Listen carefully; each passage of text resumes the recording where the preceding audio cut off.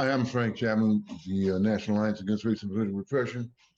We've come together today to demand that Governor Pritzker pardon all the torture survivors who are incarcerated and who are free but still stand convicted based on torture confessions. Why this rally now in this moment of history?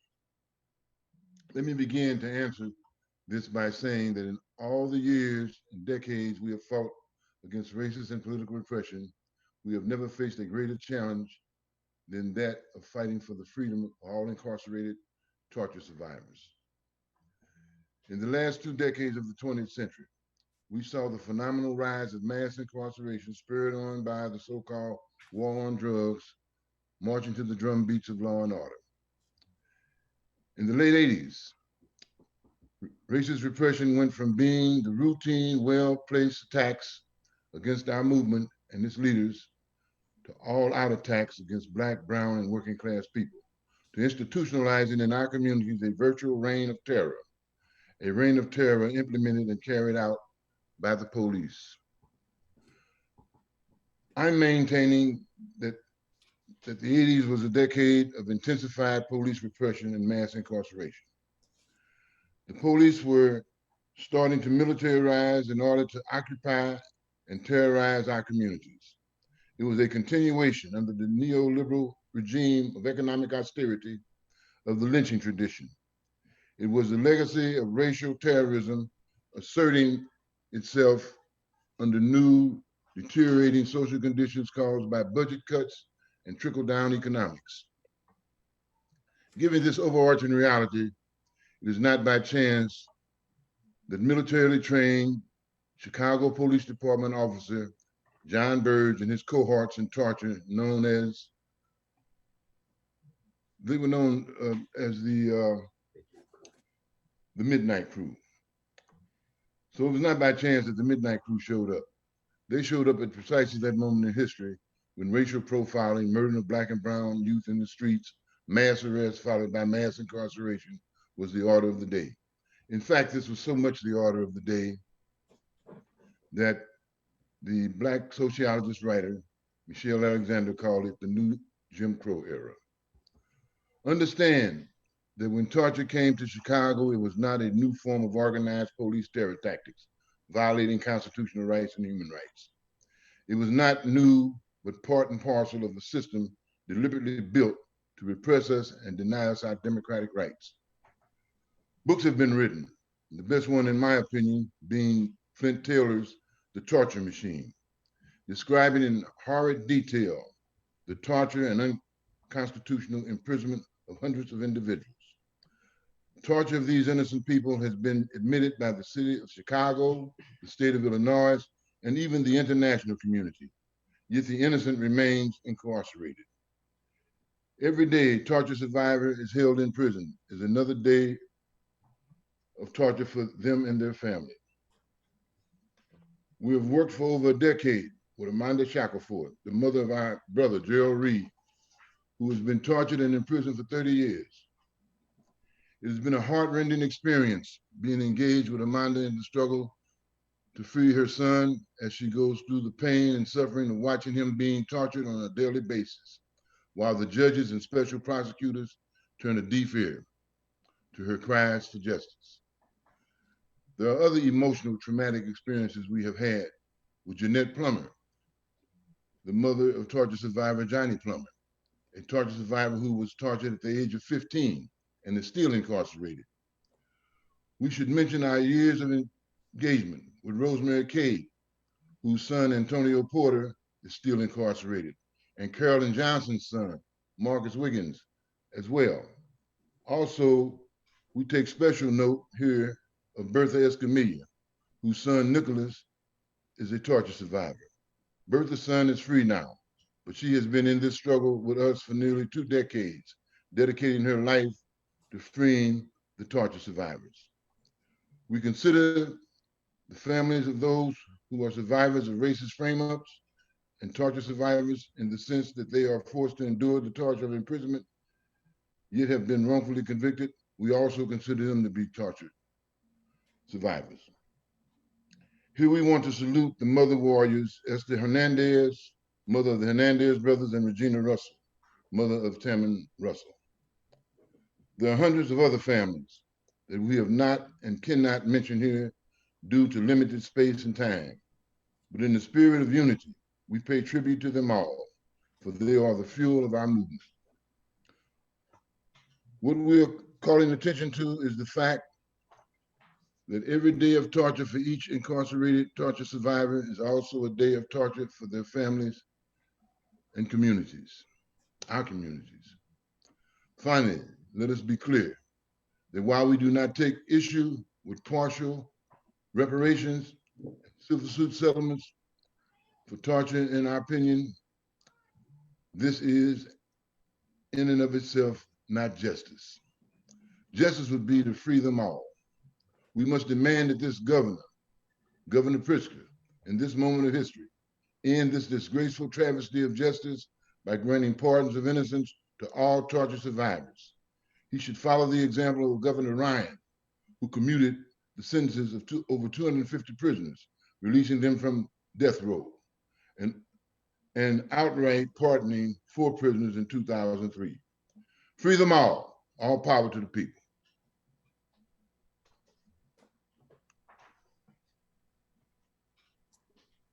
Thank you so much, Frank, for your powerful words. I'm Nadine Neber, and I'm with the organizations Arab American Action Network and Mamas Activating Movements for Abolition and Solidarity. And I've worked with CFIST on this campaign. The COVID pandemic has brought to the surface that racism and capitalism, not simply COVID, are the disasters. This is the moment of awakening across the country around the violence of this corrupt capitalist system that has made its policy of profit over people clearer than ever before, especially for working class people of color. Yet, as we'll see in today's event, incarcerated people and their loved ones, especially those who do the labor of mothering, like what Frank said, and those who are caretaking incarcerated people, those are the folks that have known all along that this capitalist system and its reliance on police torture and prisons are extensions of slavery and are racist tools for controlling the bodies of people of color. Mothers and family members of torture survivors have especially witnessed the ripple effects of prisons and have said over and over what mother of torture survivor Michael Johnson, Mary L. Johnson, says: as long as my son's a lifer, I'm a lifer. So our event today uplifts all of the people impacted by police torture and the prison industrial complex in Chicago and all over the world. And as we lift up the idea that police torture and prisons are feminist and queer issues, we assert that although prison abolition movements often focus on the lives of men, we acknowledge that the struggles of women, queer, and transgender prisoners and family members are often made invisible in our movements. LGBTQ people of color are especially vulnerable to police brutality and criminalization and are disproportionately denied human rights. People responsible for mothering and caretaking prisoners are on the front lines of this struggle to free them all. They're bearing the economic, physical, and mental health-based burdens of the devastation prisons wreak on people's lives. So let us be clear, mothers and family members are not only indirect targets of police violence or simply the supporters on the outside. They are survivors of police torture in their own right. So let us take a moment to honor all survivors of police torture, including all the people, all the mothers, all the caretakers, everyone who cares for not only their biological children, but also their incarcerated children's friends who don't have support, and many, many other prisoners and each other. Armanda Shackelford, who we'll hear from later today, mother of torture survivor Gerald Reed, always says, quotes like this: some people tell me when Gerald gets out, your fight is over. But no, she says, my fight is just beginning. I'm thinking about people whose families are gone, peoples whose mothers are no longer around, They have nobody else. That's what I'm fighting for. Gerald is not in there by himself. Ever since Europeans colonized this land and ever since slavery, this white supremacist society has been devaluing mothers of color, blaming social problems like poverty, crime, and terrorism on our so-called failed mothering. And even mainstream feminism sees motherhood as oppressive to women and blames mothers of color for embracing the mothering work we do in our communities as our practices of resistance and activism. But today we are celebrating the legacies of activist mothering from slavery until today as essential to our struggle to free them all. Of course, police violence impacts communities at large and even the very intimate aspects of our domestic, everyday lives. All of these are deeply political. As Angela Davis puts it, the political reproduces itself through the personal. I also want to remind us the struggle to free them all is a global one. The US finds its #1 ally in the Israeli state, where US police are trained to rely on military-grade weapons to treat basic social issues. We saw that police from Ferguson, where police shot and targeted resistance movements in cold blood, police officers there were trained in Israel. And we saw the SWAT team raid homes, homeless mothers in Oakland. And we saw police kill Breonna recently in cold blood. Make no mistake, US police violence is justified and supported by the US global war on terror. The US is sharing tactics and military technology with Israel, a country that systematically relies on torture and sexualized violence to obtain false confessions.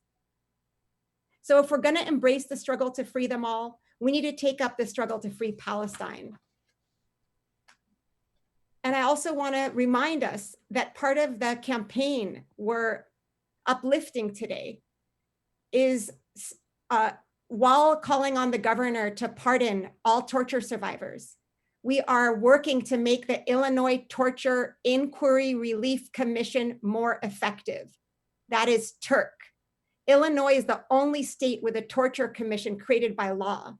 The TURC is a necessary administrative agency for providing torture survivors with an avenue to get their claims heard in court. For decades, the courts in Illinois, especially the Circuit Court of Cook County, dismissed survivors' allegations of torture, routinely disbelieving them and dismissing their claims. This has resulted in scores of torture survivors remaining wrongfully convicted and incarcerated. But now that we have TURC, the purpose of the TURC has remained largely unfulfilled. It has lacked the necessary financial resources and human power to meet its mission and mandate. In 11 years, TURC has only reviewed 119 cases, and there's a backlog of 540. Only 37 of those cases were found credible. It takes TURC many years to get to one case. After that, it takes many more years for the courts to hear a case. After that, the courts can send the claimant back to prison arbitrarily, as we saw in the case of Gerald Reed. This is why Governor Pritzker should pardon all the credible cases now, without delay. Also, many cases are dismissed because they were not in Cook County, or the torture described did not meet TURC's definition of torture. The scope of the TURC must be amended to include the whole state of Illinois with no claim deadline. And this is why we're also calling for multiplying the funding for TURC before the claimants die in prison. And we are calling for expanding how TURC defines torture, so it aligns with the United Nations Conventions Against Torture. In closing, let us honor the work of each and every person who has worked with this CFIST campaign, the Alliance, of course, and the movement to free them all. And let us remember that we can't go back to the status quo after COVID. It's time to insist on building bigger and stronger movements that are prepared for building the society we are all fighting for. A society where all of us will be free, loved, and living a life with dignity and with each other. Thank you. We will now turn to reviewing the documentary that the CFIST campaign has produced for all of you. The film is called Free Them All: The Struggle for Chicago's Survivors of Police Torture. Thank you.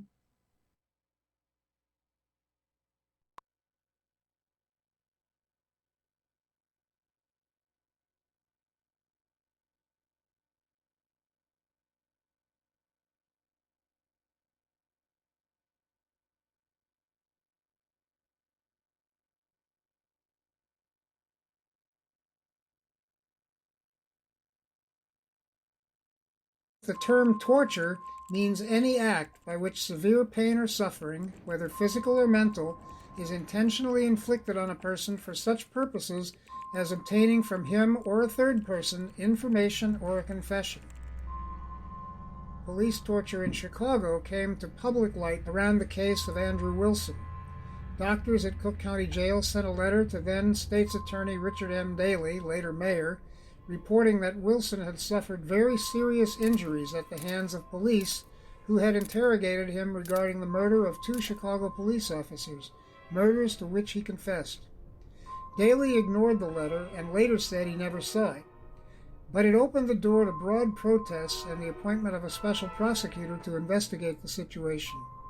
The resulting report from the special prosecutor, delivered a few days after the statute of limitations on torture closed, documented many cases of torture by Chicago Police Department Commander John Burge and detectives working under him. The statute of limitations expired on that charge. So John Burge literally escaped the true penalty that he deserved. However, it opened the door for John Burge to be charged and tried and later convicted for perjury and obstruction of justice.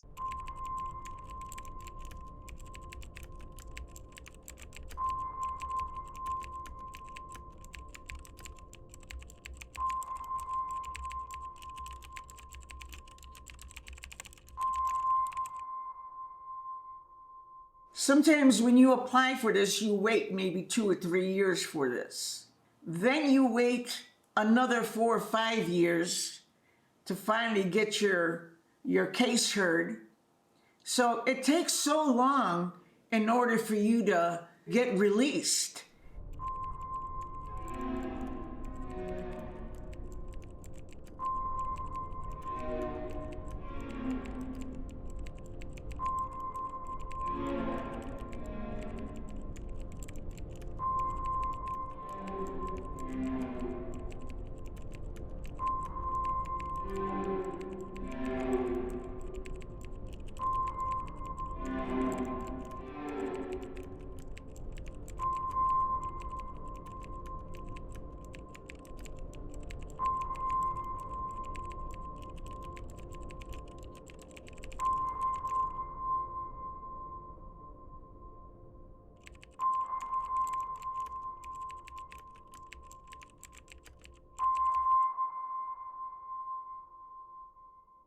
This is about a lot of torture victims that were going on then, and it's going on now.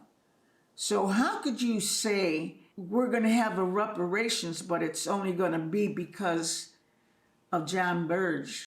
This is a society that is horrifying to individuals that have spent long terms behind prison walls. There's no meaningful counseling. There's no meaningful opportunities for employment. In other words, what I found out in my release is that the conditions in this society is worse than inside of the prisons.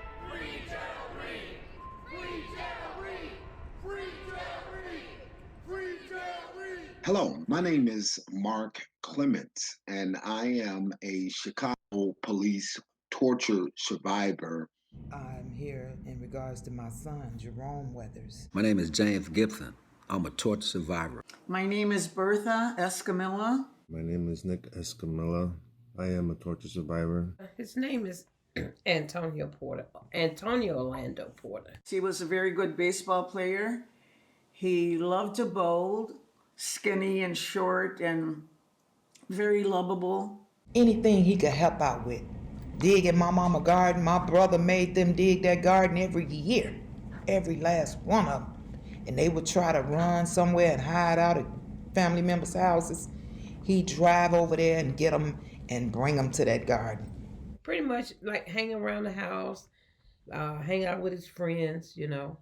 A young man who was also involved in the gang was shot and killed. There must have been like 12, 14 witnesses. And the only ones that became available, 3 young men who were also involved in a different gang. They had the wrong description. They barged their way in my house with no search warrant, no arrest warrant. Never informed me of why they were there. They saw him walking and they was like, yeah, grab that one too. I told him to go get me a bottle of wine. Yes. So he never did come back. So I went to pick up his daughter. At the time, she was 6 years old. And I seen the police's, you know, over by her school. And I went that way just to see what was going on. And it was one of them was my son. And I went to every police station in the area to see where was my son. It was like 3 days later that I finally heard from this detective, Dietrich. He informed me that my son was under arrest for murder. I was arrested. I was denied my parents. I was denied a youth officer. And I was basically at the mercy of members of the Chicago Police Department. I was placed inside of a small interrogation room with a police officer that identified himself as John McCann. He began to question me about an arson fire in which 4 people had died. I knew nothing about the fire. When I told them I had no knowledge or nothing about who did it or anything like that, that's when they began to be more aggressive. I was hit in the head, the body, kicked, threatened, and even spit on by these detectives. I repeatedly asked to have an attorney present or make a phone call. They refused. That if he didn't cooperate with the police, that they would lock up his wife and that they would take away his 2-year-old girl and put her in DCFS. They kept him down there 3 days. So I went down and they told me that it was nothing I could do because he was a grown man. So they said your son. They didn't let you see him. They didn't let you talk to him. No. Nothing for 3 days. You didn't have any contact No, with him. they wouldn't let me. When he got to 26 in California, he called me like kind of crying. Mm-hmm. He said, charging me with murder, get me a lawyer. They beat me. They abused me. They held me for 98 hours. I didn't even know what the word torture meant at that time. All I knew is that they beat me. Basically called a nigger boy and punched in my chest, being beat across my leg, grabbed my genitals and testicle area and began to squeeze. They took his clothes in the dead of winter. And he said, Mom, they chained me to the floor in a paper gown and let me sit here for hours and hours with no clothes on. Just socks and my underwear in a paper gown. They chained me to the floor, Ma. It was a bench in there. I was like, why would they chain you to the floor? Ma, they was trying to get me to confess some stuff I didn't do. For 3 days. For 3 whole days. Finally, the day after the police officer called me, he called me back and said my son was being booked for murder with intent to kill. We've seen a lot of discrepancies. And we would go and tell our lawyer this, and our lawyer says, okay, well, that's fine. Just, leave it there and I'll take care of it. He never did any of that. My attorney, I believe, never did adequate job to defend me. I believe he just threw me to the wolves and let them finish eating me up from when they first had me. She did her own DNA. She brought in a professional, and that DNA excluded him from whatever fingerprints they found.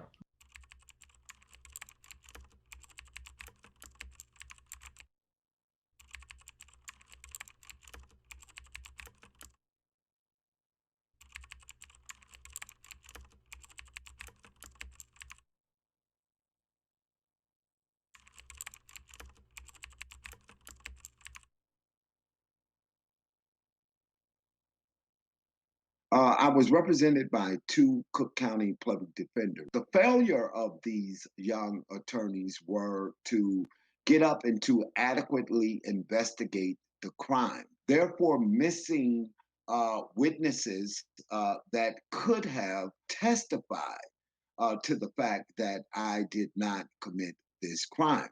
Our lawyer says that nobody would believe that these fine bystanding officers could do such a thing. Well, I said they did. It was traumatizing to be found guilty by 11 whites and one African American believing that I committed this crime. When he told me that my son was being convicted of murder, I felt like they really killed my son that day. He died. That's how I really felt in my heart. Y'all done killed my son up in here because he was a good man. He was a helpful man. And he just wasn't no type of way hurt nobody or say a hurtful thing. If it had been a little white guy, he would have been treated a little better than that. He would have been given a blanket, a pillow, or whatever he needed till his parents came there to see that he was treated right. My son's skin color was his only downfall. You go through that and seem like it's just done to black and brown people. Yeah, You know, absolutely. and a lot of these polices out here, they crooked. Yes. And they put charges on a lot of these guys. It was so hard. Holidays, birthdays. I didn't know if I was coming or going. I don't know how I made it. My husband was sick. I was going through that. My mother was sick. She had dementia. You know, then I developed breast cancer. Time that he should have been spending with his daughter, watching her grow up. She graduated from high school. He didn't get to see that. Then she had her first baby. He wasn't there to, see that. It was hard being in prison, watching your children grow up without you. I winded up getting divorced while I was in prison. My dad winded up dying while I was in prison, and I couldn't go to the funeral or wake. Well, the kids were always happy, on their way there. Now, coming home was a different story. Coming home, they would be crying and crying. It's hard to talk to them and telling them, well, he's punished for a crime he didn't do. And they say, well, what is that? What does that mean? I was so stressed at that time that it brought about the cancer. And right behind that, my mom got that Alzheimer's and dementia. And then I had to deal with my son going to court and being tried and finna be convicted and all of that. I don't even think I dressed up every now and again. I dropped out of church. I just got so depressed. I was mourning a son that was alive who was accused of taking someone else's son, and I couldn't believe that. It's not my reality that my son ever had that kind of malice in his mind, yet alone in his actions. When you did this with someone that's going through the same thing that you're going through, we were able to talk. We were able to do, all kinds of things, and we helped one another, had them try to understand that it's a long ways to go, that this is not something that's gonna close down in a year or 2 years. It's not like that. I says, you have a long ways to go. It felt like you're not alone no more. You know somebody that's going through your same pain that you never would imagine or want anyone to go through. I first learned that men, other men, were victims of police torture just like me. I learned that from behind prison walls. And I began to learn that when I spoke with a brother by the name of Alfonso Travis and another one by the name of Gregory Smith. Both of them described what took place with me inside of the police station. I didn't find out till way later, after I was already in prison, that these officers had a pattern of torture and abuse. They wanted to close the case no matter what. My son's been home since 2006, I think, and I'm still doing this. My son has not received justice. Is that what keeps you going? Is that what motivates you to keep going, that your son has not achieved justice yet? Yes. He has not received justice, and at the same time, there's many, many more that have not received justice. I'm involved with CFIST, Chicago Alliance, and the Justice Torture. Chicago, Justice Torture Center. Yes. Mm-hmm. I stay hopeful because with them, they work so strongly and diligent to try to free these guys, to get them freed, and all the work that they do, to help. Yeah. Like with Gerald Reed. Yes. Sitting in prison. Yes. All that time. A dramatic case that illustrates how inadequate the current system is the case of Gerald Reed. Gerald Reed has spent 30 years behind a prison wall. I'm in a wheelchair, my belly can't move that much. I'm isolated in a room in a building, and I stay still. Reed was tortured by police so severely that they broke a metal rod that had been surgically implanted in his thigh to correct an earlier broken femur. After many hours of beating, Reed confessed to 2 murders. He filed a claim with the Turk, which found it to be credible after 3 years. 6 years later, Circuit Court Judge Thomas Gaynor ruled that Reed had indeed been tortured. Judge Gaynor rendered his decision. He overturned the conviction against Gerald Reed. The conviction was a written statement that they tortured Gerald Reed into signing. And that's the only evidence that they had. Judge Henley, he returned that conviction and told Gerald he had to spend the rest of his time, which was natural life, in prison. I was granted a new trial by a previous judge, so we don't have no authority in the next judge to do this here.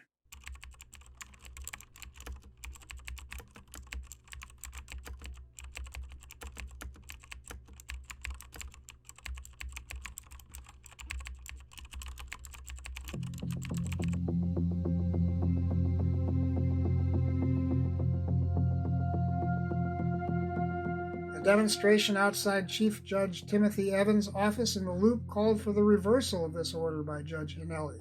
We just want to say this in concluding, that this judge stepped outside the boundaries of the law. Right.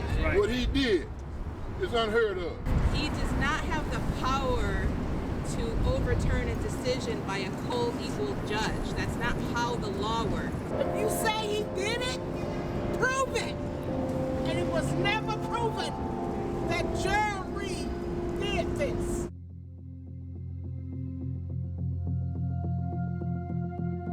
Freeing Gerald Reed from this 29-year ongoing torture and false imprisonment will establish an important example and precedent for the governor to follow in the hundreds of other cases of wrongful conviction and imprisonment through police torture. Why are we saying free them all? Still this day, we have over 100 Black and Latino people that are still stuck inside of prisons, that are denied each and every day. As people live comfortable in this society, they are denied a hearing on their claim of torture. These police officers have never been indicted. They have never been punished, given any suspension of any kind. I mean, there's something wrong with that. I really wished that CPAC had been in action. We have a campaign going on called CPAC, which is a campaign to get an already elected all-civilian Police Accountability Council. Right. We started out with 150 people in this campaign in 2012, right after Rekia Boyd was shot in the head. Okay, today we have 50,000 supporters in this campaign. To not just get police officers prosecuted, we want that, you know, not to just get them held, criminally accountable. We want that, but we also want to have a voice, a control in who polices our communities and how our communities police, because it's a systemic problem. If you could speak to someone directly in power, what would you urge them to do? I would ask them to actually look into how the system helped each other cover up corruption. Everybody deserves their own rights. And if he's entitled to a new trial, release, bail, you give it to him. It's not upon a judge to say, I'll take within my own powers and do whatever he pleases. He has to follow the law. If you didn't do the crime, why are you sitting in prison doing all this time? And no one is looking at your case. And these guys, they looking for hope. They want to be free. We demand that the system be fair and acknowledge that maybe that what they said was what really happened. For lawmakers to enact penalties to impose against the most vulnerable individuals and say that they would die behind a prison wall as a young child, regardless if they're innocent or guilty, is barbaric. You just lock people up, you throw away the key, and then you disappear with paperwork like people will never find it again. When justice prevails, it shows injustice is trying to hide. One of the other parts of the carceral systems are the ways in which girls and African American women are also part of the system. For example, I was reading something yesterday that talks about black girls' suspension in school, for example. And when they're fighting against sexual abuse or sexual harm, then they're penalized in many ways.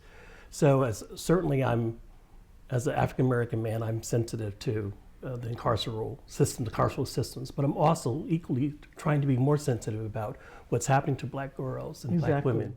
We should recognize that looking at the situation of women, black women and girls, other issues get raised that allow us to understand the work of the carceral system more deeply. And we can also talk about the importance of looking at the experiences of trans people, and especially trans women. And so then we began to think about the prison system, the apparatuses of oppression, the police violence and prison violence as being linked in some kind of continuum to intimate violence, so that we would have to talk about those forms of violence together. And these are issues that would not have necessarily come up if we had only focused on the predicament of men in prison. I would urge people to vote. I would urge people to pay attention to the election and the politicians that they put in place, the judges, the state's attorneys they're electing. You know what I'm saying? I would ask people to look into what those issues are that these people are running on the platform that they're presenting. I hope that these laws will change. And I hope that all these people who are innocent get justice.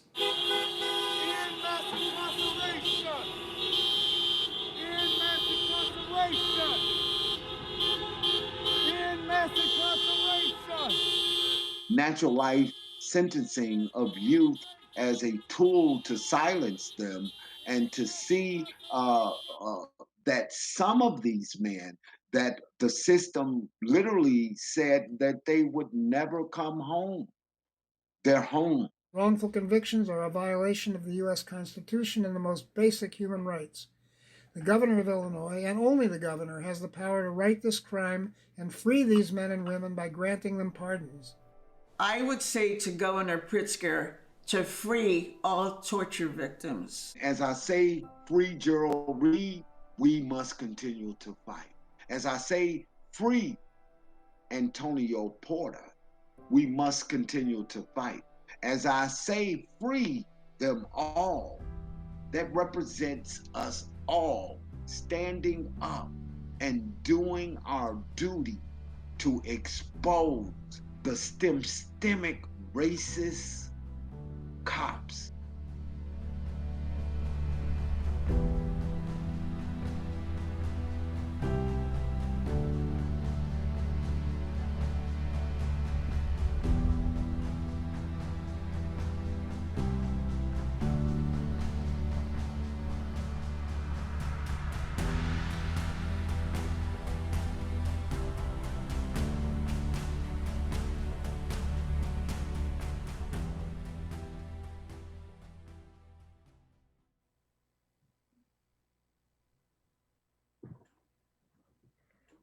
That was an incredibly powerful film, gives us a lot to reflect on.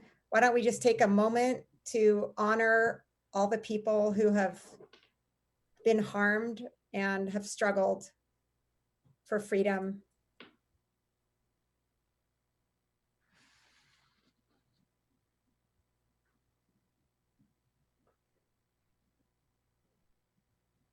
We're now going to open up the event to our fierce and incredible panelists.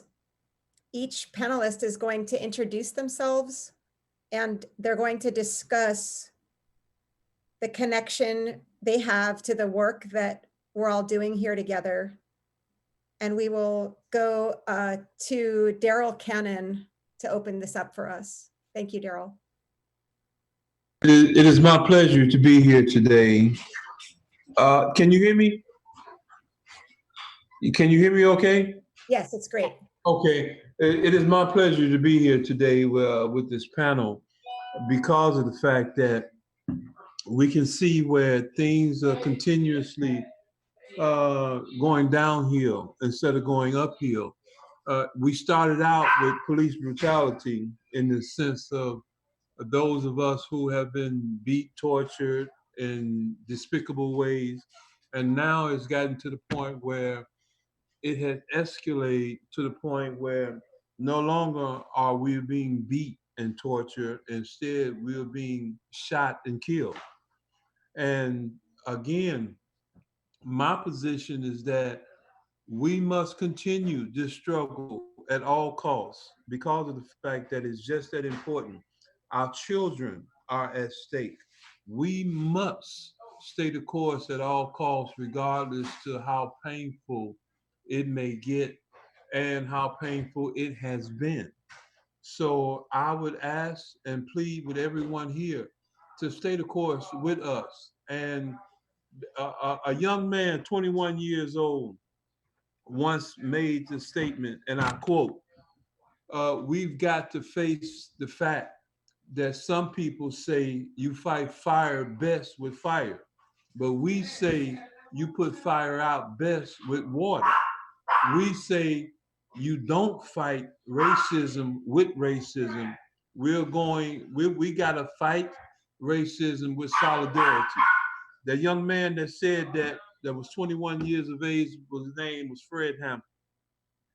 And I have been a staunch supporter of his since the first time I met him, even through his assassination at the hands of the State's Attorney's police. So please know that this struggle is something that we could never give up. This is something that we have to stay the course at all costs.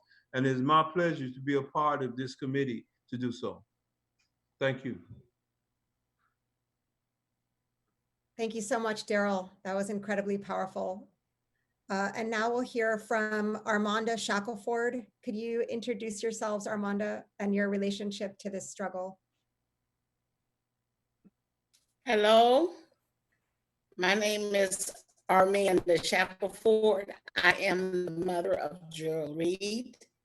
Gerald Reed has been incarcerated 29 years. He was tortured by the police department, by the police officers 49 years ago. And he's still being tortured. He has undergone surgery.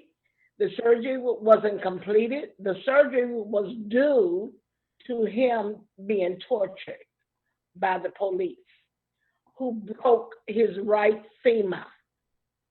And it took them 26 years to decide to start his surgery. It hasn't been completed. Gerald has endured a lot. And by me being his mother, so have I.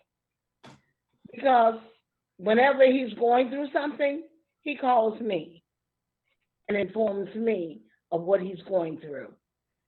And of course, that upsets me. And usually when he calls me, it's in the evening.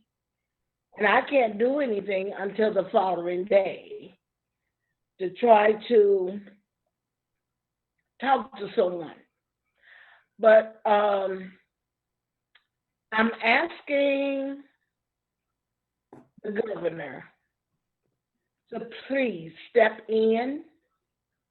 And I'm not asking just for Gerald Reed, because Gerald Reed is not alone. There were men and women already locked up in prison when he got there. So he's not there by himself.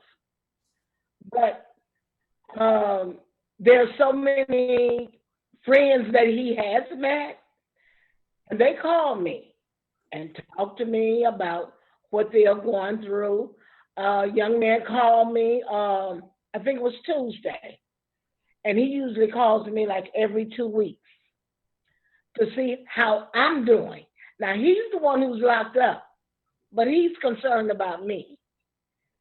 Gerald told me, it's been about 3 months ago, he has been offered plea deals from the special prosecutor. And he told me, he said, Mama, he said, the reason why I didn't take those plea deals, I could have been out of prison over 2 years ago. But the reason why I didn't take him is because of you. And I couldn't figure that out. I'm not the one who's locked up. Gerald Reed is locked up. But he said, Mama, it's not because of me. It's because of you and all the rest of the men and women that are locked up in prison. He said, if I had took the plea deal that they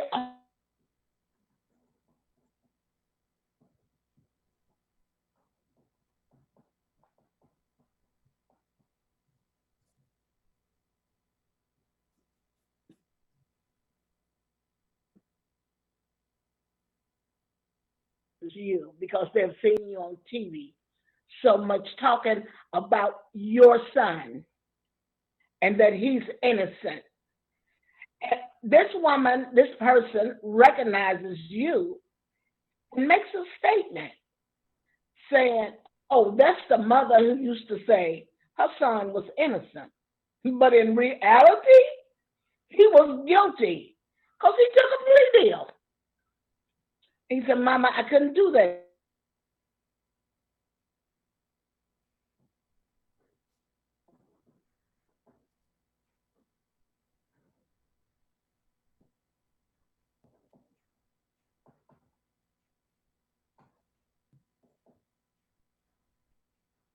It's so much going on in our world today. This pandemic is a tragedy. It has killed so many people. And the prison that Gerald is in Stateville Prison. So many people have died there, and they really not given the accurate amount of people that have lost their lives.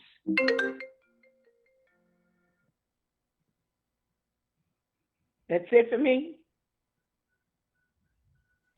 Thank you so much, Armanda, for such a beautiful introduction to who you are and your struggle and your families. We'll now hear from Brian Ragsdale, who will introduce himself and his relationship to this work.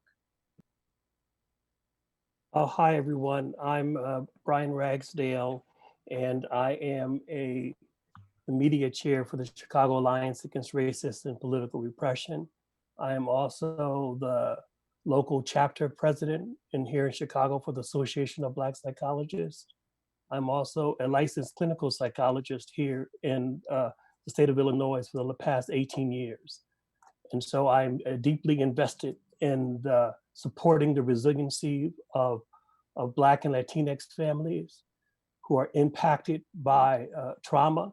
I view the incarceration of Black people as central to our mental health. And by that, I mean that once a Black woman, Latinx, or man or woman, or child or adolescents are harassed or affected by police crimes or police misconduct, this destabilizes the health of the family and the community as a whole. It impacts the ability of children to learn.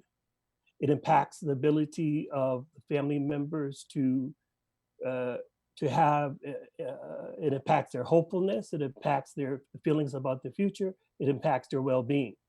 And so in this era of COVID-19, in addition to the prison torture survivors, we cannot go forward as a community, as a state, without ensuring that those brothers and sisters who are in prison are freed, tested and treated and cared for. There is a connection between Black families, Latinx families, poor families, white families that are connected through love and care. And I am proud to show my solidarity with my brothers and sisters who have been impacted. And I'm also inspired by their resiliency to cope and to demand that the governor take full responsibility for those who have been tortured. And I want to say one last thing. I'm speaking directly to the governor with a demand. I'm speaking directly to the Department of Public Health, Dr. Nkosi Nzike. I'm speaking directly to the Department of Public Health in Chicago, to Dr. Allison Arwadi, that this public health crisis also rests within their abilities to enact this change. And I also want to end by showing my deep gratitude and solidarity for the strength and the resiliency of Black and Latinx families as they continue to fight and demand their freedom. And I appreciate being here today and being a part of this. And we will win because we will unite in this fight and because it's central to the well-being of all of us. Thank you. Thank you. Thank you so much, Brian. That was so powerful and moving. And then we'll now hear from Aislinn Pulley, who'll share with us a bit about herself and her relationship to this work. Hi, yes, I am with Black Lives Matter Chicago.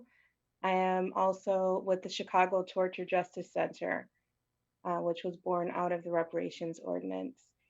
And, you know, in this moment, I think what Brian just kind of led us through is a very important thing to remember and to center, which is that this public health crisis that we are experiencing has not been new for Black and Latinx families. And as Joey Mogul reminds us many times, policing is a public health crisis, and carcerality as an extension is a public health crisis. And with the pandemic, with COVID, this is a moment where we're able to more clearly draw the connections between how systems, our governing systems, operate and how our health systems operate in collusion, or in better articulation of what we're experiencing now, how they don't operate and how they determinedly and purposefully leave out sectors of the population. Who is left out and why is a political choice. Some of what the mothers talked about in the documentary were the physical, the medical consequences of this compounded stress of having to live with not only having their loved ones being kidnapped by the state, but also the physical and medical consequences of that stress upon the body.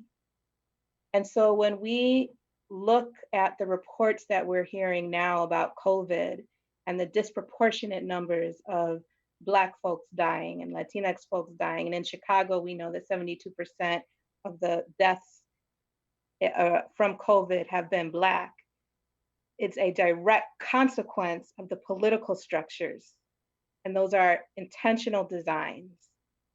And so while we talk about demanding the governor take action now, it is within that context. It is not divorced from that context. The fact that Cook County now leads the nation in cases of COVID is directly connected to the fact that the governor has not released people from incarceration. You cannot socially distance while being incarcerated. And the continuation of mass incarceration further destabilizes and brings ill to the community on the outside. These things are not disconnected, they are very connected. And this moment, I think, more clearly illustrates that to the collective consciousness, that we must dismantle mass incarceration. And that torture is not an exception to the way that the prison system and the policing system operates. It is part and parcel to how it operates. And therefore, ending mass incarceration also means directly pushing back against the rise of militarized policing that has happened at the same time as the rise of mass incarceration has occurred in this country. And to the point that Nadine made earlier at the top of the intro in relation to Israel and Palestine, it is important that we also make those international connections, that these are not arbitrary systems of oppression that happen to exist in the United States, that happen to arbitrarily target Black people in this country. They are part of a larger system of the ruling elites amassing massive wealth at the expense of the majority. And these connections are part of the logic that then trickles down to justifying why the United States government spends trillions on military and has decimated its public health system now. So we're seeing in this moment incredible opportunities for collective realization to take action, to design the type of society that actually shelters and nurtures life and nurtures humanity if we seize the time. And right now, one of the most important ways that the governor can act in both to stave off the continued escalation of COVID cases occurring in Illinois, as well as to stave off the increasing drive toward mass incarceration in this state, is to massively release people right now, immediately. That is our demand, and that must happen.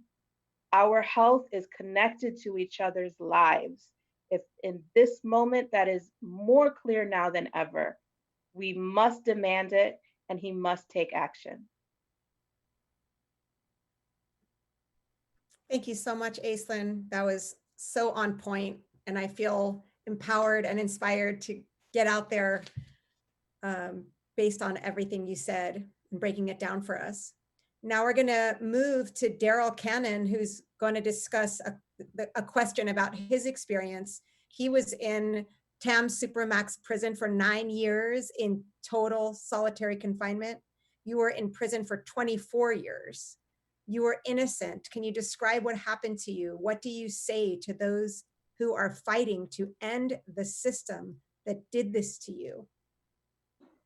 I can best describe it by simply saying that E.D.B. Du Bois once made a statement, and I would like to quote him where he said, "There is in this world no such forces as the force of a person determined to rise. The human soul cannot be permanently chained." Even though they kept me in prison for 24 years, during that particular time, everyone in my family passed away. Everybody. I came home to just one brother and one sister out of a family of 4 of us and a mother and a father, only to not have that anymore. Yet and still, throughout it all, my determination to free myself was never in question. It was never in doubt. I knew someday I would be free. It took a time. That's why, Ma, I say to you, your son will be coming home.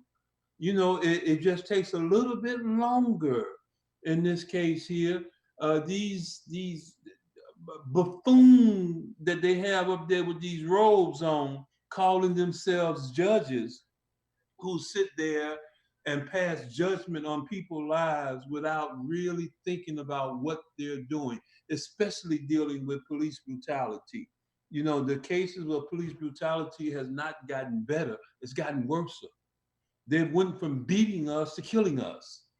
And Gerald should never have been in prison. And Gerald was just like me.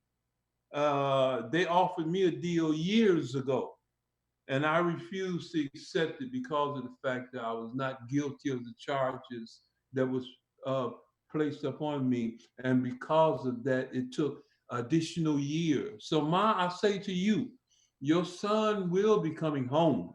You will be alive to see your son walk out the penitentiary again. You know, so please do not lose faith. And remember what E.D.B. Du Bois said about rising. We must rise even in this pandemic. You know, I get phone calls from prisons and they tell me that they're now giving them masks to wear, and that the only thing they're allowing them to do is to come out to take a shower, make a phone call, and lock right back up again. So that's a form of torture. I know all about that. 9 years in Supermax was no joke. I've seen many a good men come through there and be broken. Thank God that I come from a family that was defiant. You know, we believe that where there's a will, there's a way. And the ladies of my family kept me strong, from my mother, grandmother, and my sister. You know, not to mention a couple of ladies along the way. And I'm thankful to God that I have had that support. And I say to all of us who are struggling that we must never give up. We must keep our eye on the prize, and we must and we shall and we can prevail. That's right. You said it, Daryl. Thank you so much. Armanda, we're going to hear from you about how you've spent the past 29 years fighting for your son's freedom. What have you learned through the struggle, and what would you say to other survivors of police torture, frame-ups, and wrongful convictions, and to their families? Armanda.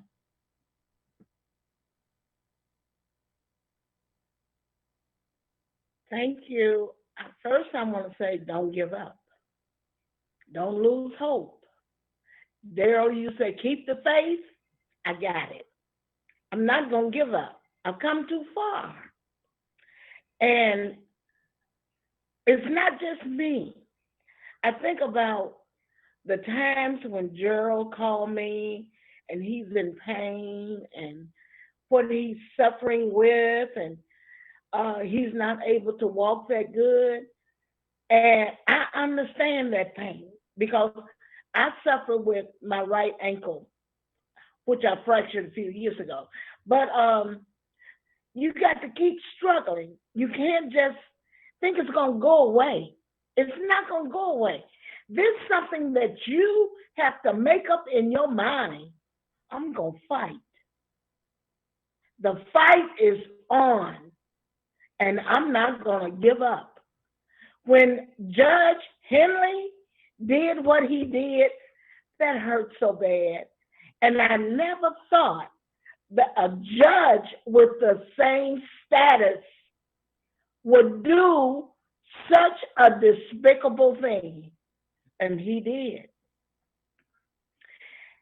All the statements and all the paperwork, he didn't go through none of that. He didn't go through, I doubt if he went through half of it. But he had made up in his mind, him and the special prosecutor, that they was not gonna let Gerald go home. When Gerald turned down that last plea deal that they offered him, and that plea deal was horrible. When he turned that down, I feel like they was letting him know, we gonna show you. You didn't accept our deal, you could have been home. But you didn't accept it. So we gonna show you. You going back to prison. And that day, when we went into court, it was 7 police officers in that courtroom that day. That was a signal right there that something was going on. He was looking for something to happen. We wasn't violent. None of us was violent. And also, he had did something else. It was 2 cases would always come into court the same day. Gerald's case and the Hernandez case. He split them 2 cases up. When Gerald was in there by himself, after he broke those cases down, he said, this case is getting too much attention. How can you feel that a case is getting too much attention? It's not your child. But then, after he split the cases up, thinking that it wasn't going to be a lot of people coming, it backfired. That courtroom would still be packed on both cases.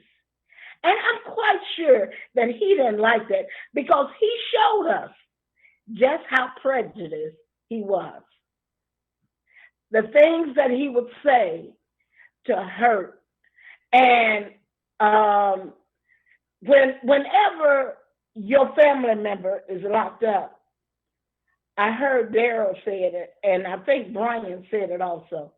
The family go through things too. So the family is being tortured also. So I have been tortured 29 years. But my torture is not the same as that man that's incarcerated, that's locked up. He has to do whatever they tell him to do. He don't have no mind to say, I'm going to do this today. No, I'm going to change and I'm going to do that today. He can't do that. He got to do what he's told to do. And I think it was you, Nadine, that said our kids, our family members are kidnapped. They are. The only kidnapping that's different with them and another type, we know where they are. That's the only difference. But we can't just reach out to them.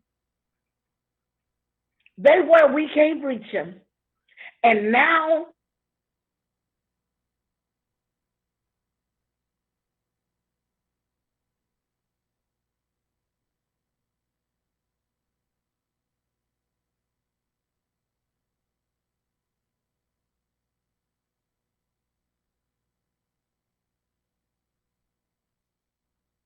I've always said, if a person say, I didn't do the crime, prove it. Don't put things on me. Don't torture me. Don't go out and get people to say, yeah, he did it. Don't make deals with other people to get that person back in prison to stay in prison. If the person said they didn't do it, go out there and do some footwork and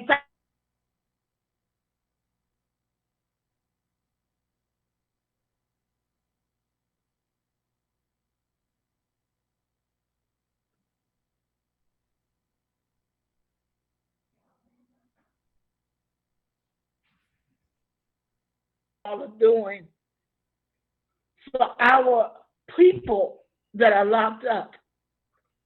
And you all don't know, I think about days when I don't know what to do, I don't know what to say, I don't know how to,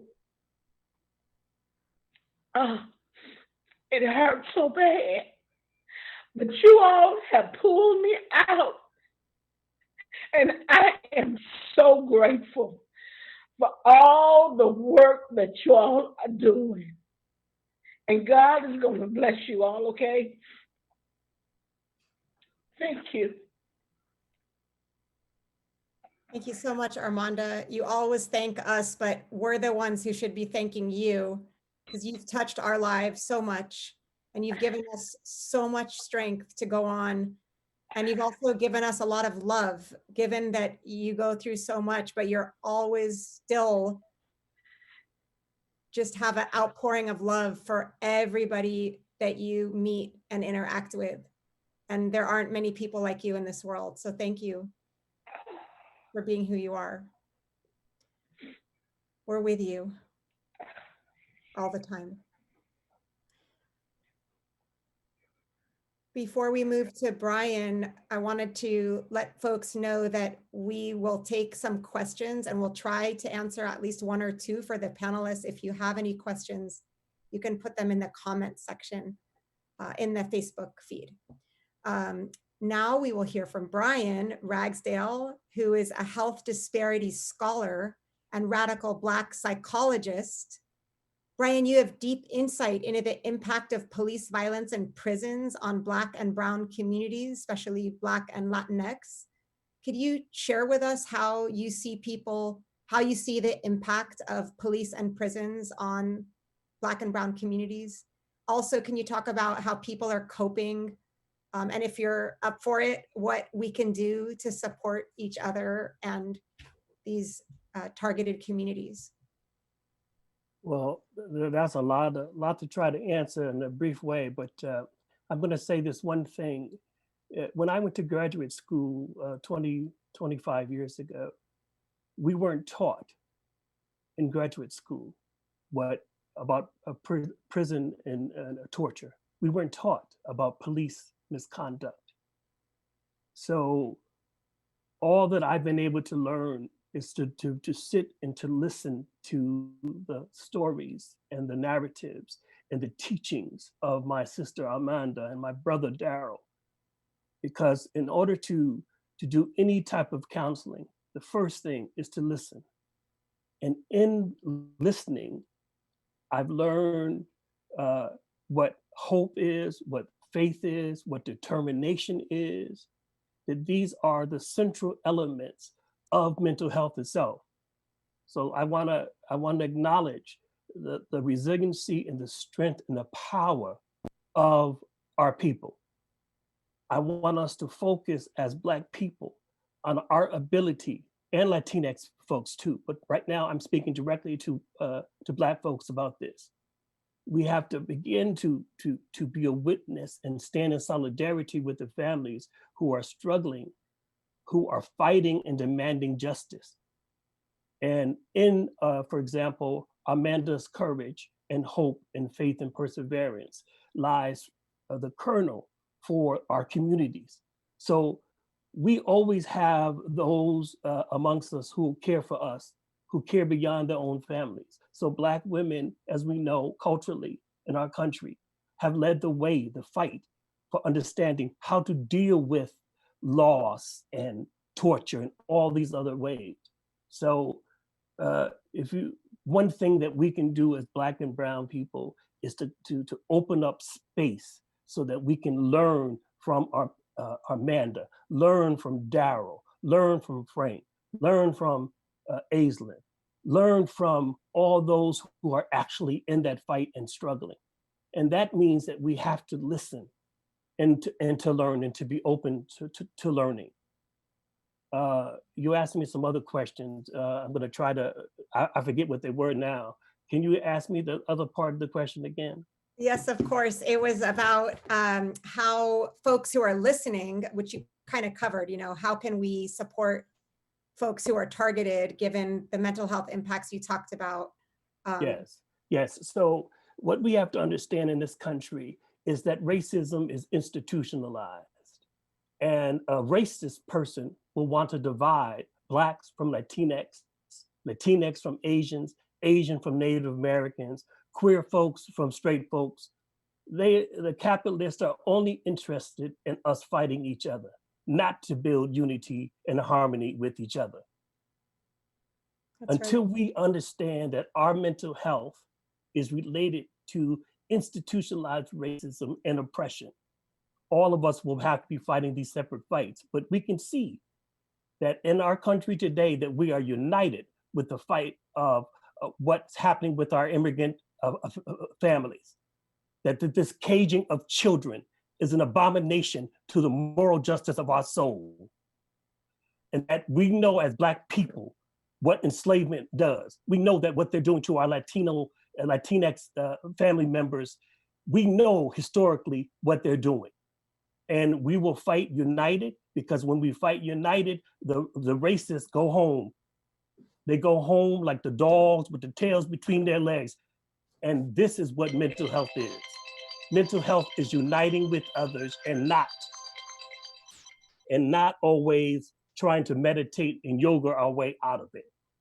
The healthiest things we can do as Black people is to protest and demand, and not to get caught up in this sort of ways in which other groups try to pathologize and make us, feel like we're victims. We're not victims. We are survivors and we're fighters.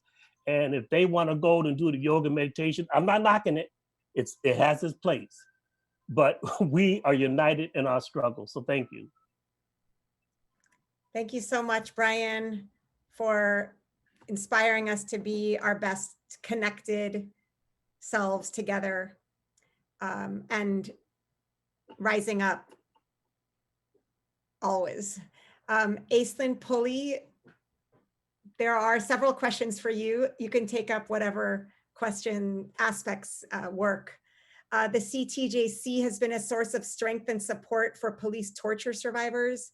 What are their contributions to the movement for ending mass incarceration? And how do survivors and movements like Black Lives Matter connect? A few other questions, and this just gives you a choice. What do you think is the prospect for a mass movement for pardons for police torture survivors and others wrongfully convicted? And how does this move us toward the long-term goals? I think just to answer that last question, I think there's enormous opportunity for many things at this time, and we should be experimenting. I don't think that we should throw out any one option. There are, we don't know what the future holds, right? We are part of creating that future. So let's explore and try multiple strategies, always. So I would encourage that. I would say, related to the very first question, torture survivors are why we have this movement. It's not, we have the movement that we have in Chicago because survivors like Daryl, survivors like Gerald, survivors like Sean Tyler, survivors like Latanya, never stopped telling their story and demanded that their story be heard. even after decades of denial. That fight is being carried on by family members like Armanda, who has refused to stay quiet and has refused to allow the state to pressure her into the back room, into backroom deals, into separating her from other cases, other families fighting. Bertha is an example, a great example of a mom whose son has been released and who continues to go out to all of the cases, continues to send emails listing all of the cases, continues to refuse to remain silent. It's the survivors is why we have the movement. It's not how are they involved. It's we have it because they are involved. We are involved as ancillary to them. And in order for the movement to continue to succeed and to move forward and to build, survivors must be at the center, must be leading the work in the ways that that's how we were able to get so far. Of course, there's partnerships, there's strategic partnerships that we would be remiss without acknowledging the work of people like Standish Willis, with Black People Against Torture, and others, right? And it takes a combination of folks, but survivors must be at the center. Part of I think the wisdom of what Brian shared with regards to being a mental health professional and the power of listening is that that's something we all need to do as well, as allies, as accomplices, as maybe indirect survivors or survivors of other types of trauma, right? Is the ability to listen, because this system doesn't teach us the way to relate in liberatory ways, right? So we have to be intentional about how we make alliances, how we make relationships, how we move in this work. And we have to be intentional both in terms of how we relate to each other as well as how we're able to link these fights, because they're not isolated. The children in the death camps at the border are also the children in the death buildings at JTDC, right? These are not disconnected fights. Our demand is to free them all, and we mean all. So I think that also answers the question that was related to BLM and movement. These are not disparate fights. These fights all have intersections, and they all impact. And so it is very important for us to be able to make important connections and to be allies in other fights and accomplices in other fights, to stand with our Palestinian families, and to stand with our indigenous families here, because their fights are connected directly to our fights. And if we don't understand in the moment, that's fine. There's always work to do. There's always learning. And that's the exciting thing about being alive, right? Is that we can take these moments to learn how they're connected, how the massacre of indigenous folks was directly connected to the enslavement and the kidnapping of Africans, right? So there's always opportunities to do that, but we have to be intentional about doing that.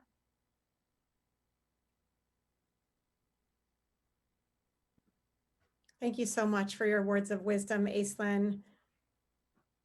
Really important words for us to take seriously. We have a question for the panelists. We have a question, which is, how do we compel Governor Pritzker to depopulate prisons? Would one of you like to take that up? Okay, Brian.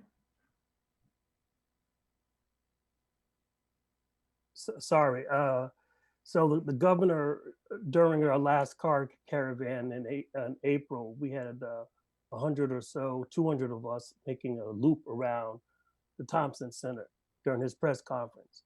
So during his actual press conference, the governor said that the figures in March were 1,300 that were released.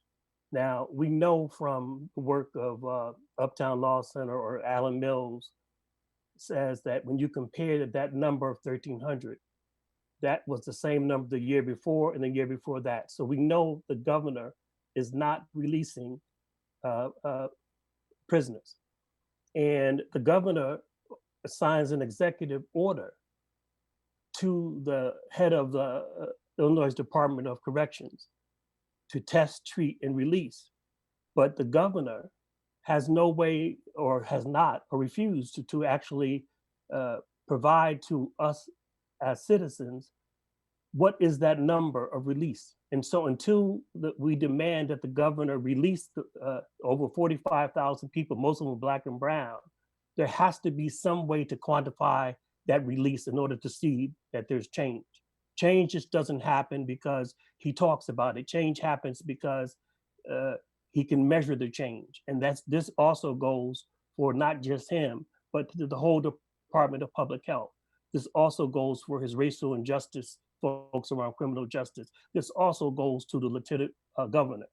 So while they are talking about Black people getting access to weed and counting how many places we can go, they refuse to actually put into numbers how many prisoners should be released. And we should hold them accountable to it. Thank you so much, Brian. Really helpful, valuable analysis and tactics.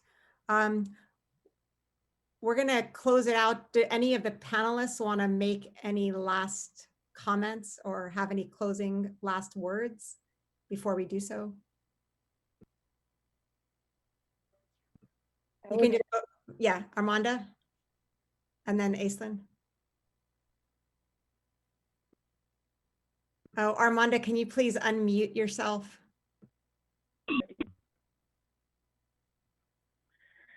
Aislinn can go first if she likes.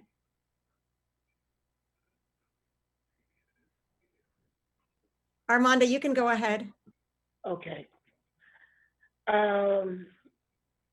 I would like to say, hang in there. Don't give up. Keep the fight going on a daily basis.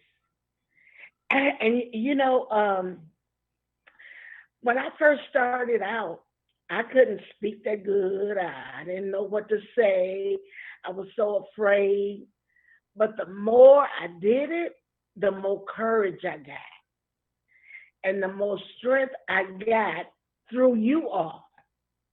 You all just boosted me and gave me the courage that I need to keep on fighting. And also I think about the men and women who have lost, like Daryl was saying, they family. They don't have no family, most of them. And those people need us to keep giving them the strength they need to keep on fighting. Because I'm sure being incarcerated, it's traumatic. And what you have to go through, I'm sure, I've never been there, hope I never do, but I'm sure it's hard on them that this is something that I got to make up in my mind. I got to do it. And I got to keep on fighting. Because if I give up, I'm gone. And we don't want that. There have been times when Gerald has called me and told me, Mama, I thought about taking my life. And what did he tell me that for? I told him, if you take your life, who won? That's what they want you to do. Don't do that. I refuse to let you sit there and say that. You're not gonna take your life. Your life is important to us. And we're gonna keep on struggling. And as you all say, in solidarity, I keep on fighting. The fight is on. And I love you all. Thank you so much. Incredible. That's all I'll say. Aislinn? We love you so much too, Armanda. I just need to say it again. Um, I want to just to answer that last question. I would like to encourage folks to continue to be creative in this moment. We have to keep fighting. The right wing is remobilizing. The right wing is actively remobilizing around the country and specifically here in Chicago. We have a new FOP president who is symbolic of what we have seen in terms of policing and the sheriff's departments and judges turn to a narrative that says that exonerations were false and that exonerations need to stop. The FOP has a bill currently pending that would grant them powers to go after torture survivors who lose evidentiary hearings. They are looking to expand their ability to attack and to prevent and to further terrorize torture survivors who are incarcerated to stop them from fighting. So we have to mobilize in this moment where it's very difficult. We have to continue to fight and we have to figure out how to mobilize in this moment. So there's immense work for us to do. The governor will move when he feels that he has to. He doesn't feel that he has to right now. So that's up to us. So we have to be creative. We have to be determined and persistent because the right wing is not going to stop. They will roll back the wins that we were able to get, and they will do it fast if there is not a resistance. So we must keep organizing. And that's how Governor Rauner or Governor Pritzker will free people. They free people because they are forced to free people. We have to force them. That's right on, Aislinn. Thank you. Any other panelists like to wrap it up with some last words? Daryl, please. Yes. Again, I would remind everyone the famous words of W.E.B. Du Bois about the determination of human beings determined to rise cannot be held down. And that is a true fact. If we come together with a force that is unshakable, it's like the old saying goes, what would you prefer to have? A slap in the face or my fist folded up and me knocking your teeth out? You know, sometimes we have to use violent terms like this here in order for us to understand the struggle, to understand the forces that are against us. And like the little lady said, you know, she's going to keep a stiff upper lip, you know, regardless to what the situation was with her son. And every time I see her, I encourage her from experience. Please never give up. Never allow the system to bring you down mentally or physically, you know, because it is important. Please know that your son Gerald needs you. You know, that's why he calls you. You are his therapeutic sounding board. Anytime that he's been out of shape, he'll say something out there to you, like he did when he made mention to you about sometimes thinking about committing suicide. I remember in Tam's Supermax, there was a couple of times I woke up in the middle of the night sweating and shaking profusely. And the first thing I did is got up out of my bed, went to my sink, and threw water on my face. And I said, oh, no, nope. I refuse to be broken. I refuse to give up. And then that's when I laid down on my concrete floor in that Supermax prison, naked. I laid there until my body temperature cooled down. Then I got back up, put my shorts on, and got back in the bed. You know, so I say to you, your son will be coming home. Like Fred Hampton said, solidarity is the order of the day. And we must give people like people's law office, whether it be Flint, Taylor, Joey, or Uptown's law office. We must give all those attorneys what they need to fight every day. So anytime they're in court, we need to be in court, you know, to say to the attorneys, hey, look, we got your back. You know, do what you do best, and we're going to do what we do best. And please know that this struggle here is not over. It's never going to be over until justice prevails. And thank you. Thank you so much, Daryl. You gave us a lot of power and strength to keep the pressure on. Oh, yes, ma'am. That's what we need. And we heard today how police and prisons and the justice system are racist, classist, and corrupt, and how they are there not to solve social problems, protect us, or achieve justice, but to perpetuate systems of enslavement, militarism, corporate control, patriarchy, and heteronormativity, which is why, as we are saying, pardon the torture survivors, Governor Pritzker, we are also saying free them all.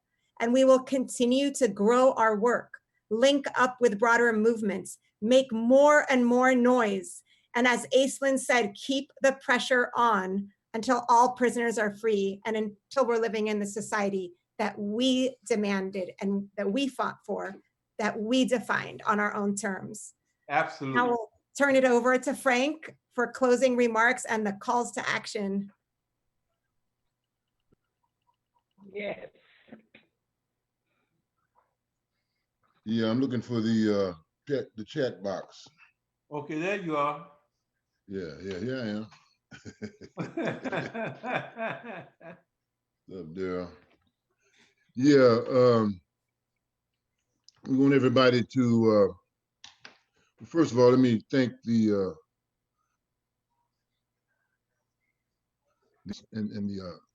campaign, the CFIST campaign, for the great work you've done here today, and that you've been doing over the years. You know, the Alliance as an organization has been around for about 40 some odd years, so we're not new to this. We grew to this, you know.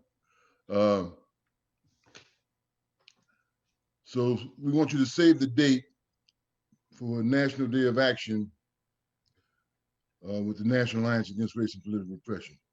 That date would be May the 30th. On May the 30th, we're thinking like around 3 in the afternoon, all across the country, we're going to have a national day of protest demanding the depopulation of the prisons, and the freeing of all prisoners who need to be freed.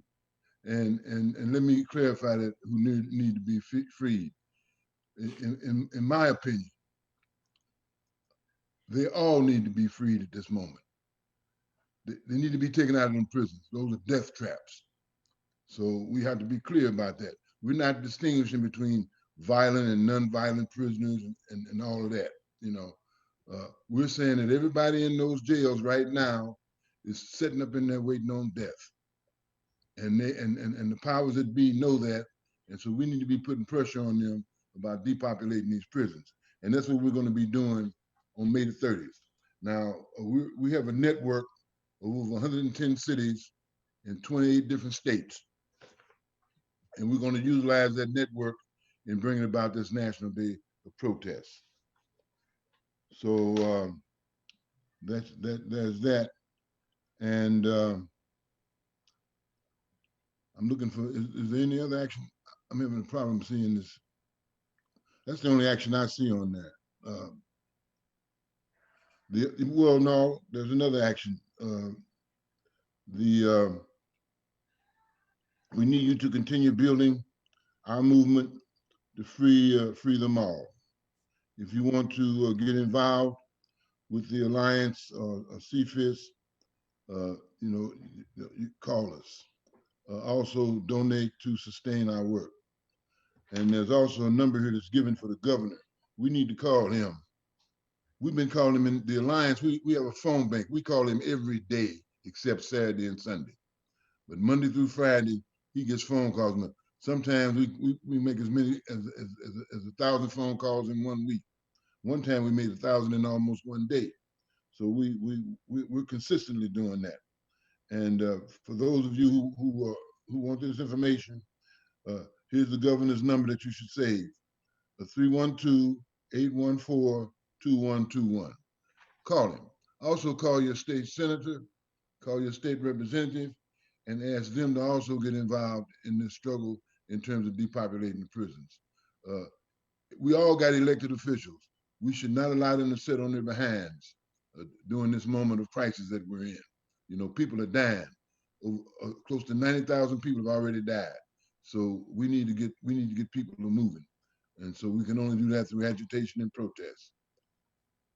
I don't see anything else on here, so that's all I got.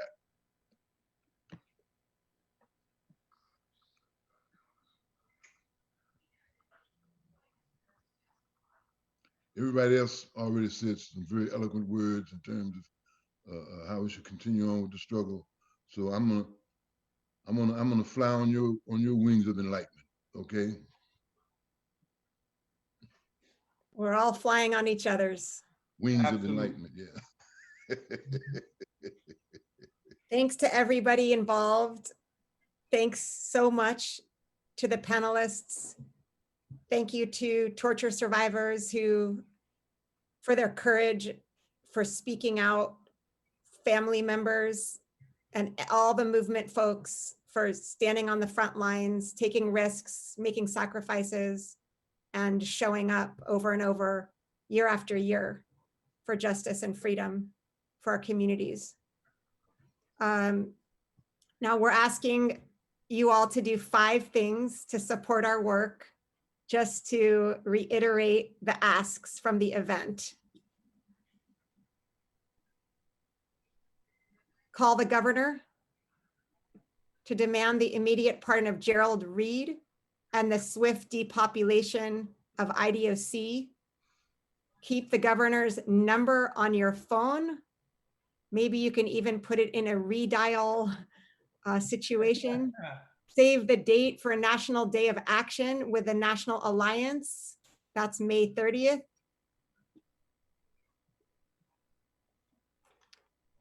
Participate in our virtual protest. Let your voices be heard. Join the campaign to free incarcerated survivors of police torture. That's CFIST. Join the campaign. We need you. We need you in the movement to free them all. If you want to get involved with the Alliance's CFIST campaign, there's a form to fill out. And of course, donate to sustain our work. Thanks to everybody. Power to the people. We will survive and thrive, and we will see justice. Thanks to everybody. Bye-bye. Thank you.